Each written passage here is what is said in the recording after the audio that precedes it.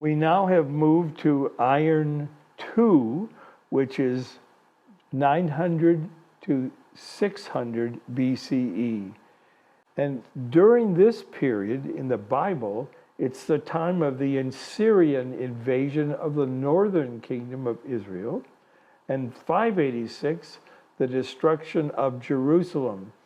So those are high points in destruction of pieces.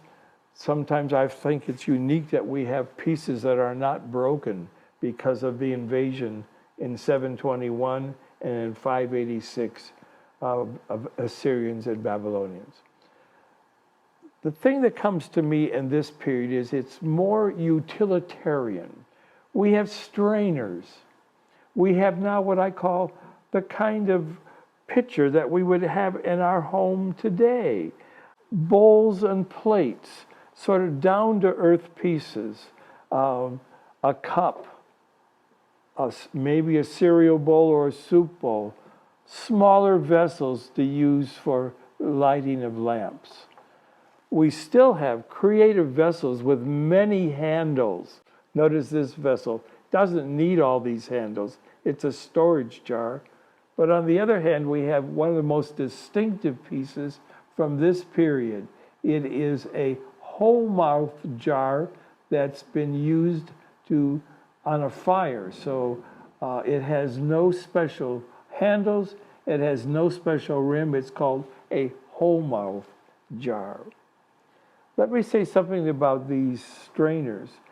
This is the period when people are cooking and making beverages. This is a wonderful example of a strainer with a handle. The other strainers that are here could set on a vessel and then you pour the liquid through it. But this one, where you could actually hold it by hand. So there's some flexibility in what we call a strainer in antiquity. This design of the pitcher is very typical of what we call Iron 2. It has a flat base.